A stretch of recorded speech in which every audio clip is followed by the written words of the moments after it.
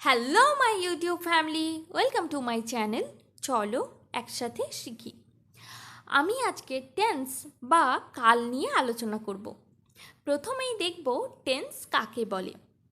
কোনো কাজ সম্পাদনের সময়কে টেন্স বা কাল বলে। টেন্স দ্বারা সময়কে উল্লেখ করা হয়, যা বর্তমান, অতীত বা ভবিষ্যৎ হতে পারে। চলো কিছু এক্সাম্পলসের মাধ্যমে দেখে নিই। আই ইট রাইস, আমি ভাত খাই। এটা প্রেজেন্ট বা বর্তমান সময়কে বোঝাচ্ছে। আই এট রাইস, আমি ভাত খেয়েছিলাম। এটা পাস্ট বা অতীতের সময়কে বোঝাচ্ছে। আই উইল ইট রাইস, আমি ভাত খাবো। এটা ফিউচার বা ভবিষ্যৎ সময়কে বোঝাচ্ছে। এবার আমরা দেখব টাইপস অফ টেন্স বা টেন্সের প্রকারভেদ। টেন্সকে প্রধানত তিনটি ভাগে ভাগ করা হয়।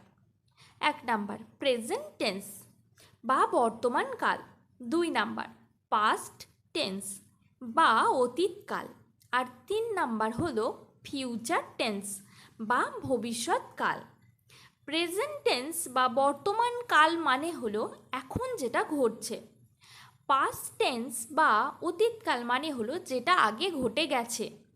আর ফিউচার টেন্স বা ভবিষ্যৎকাল, এই কথাটার অর্থ হলো যেটা ভবিষ্যতে ঘটবে, এখনো হয়নি।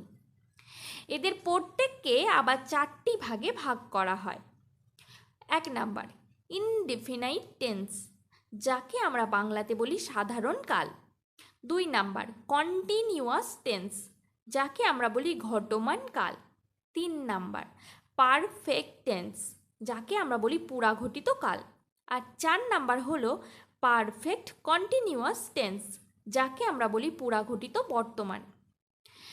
এই 3টে টেন্সেরই 4টে করে ভাগই থাকবে, মানে প্রেজেন্ট টেন্সেরও 4টে ভাগ, পাস্ট টেন্সেরও 4টে ভাগ, আর ফিউচার টেন্সেরও এই 4টেই ভাগ।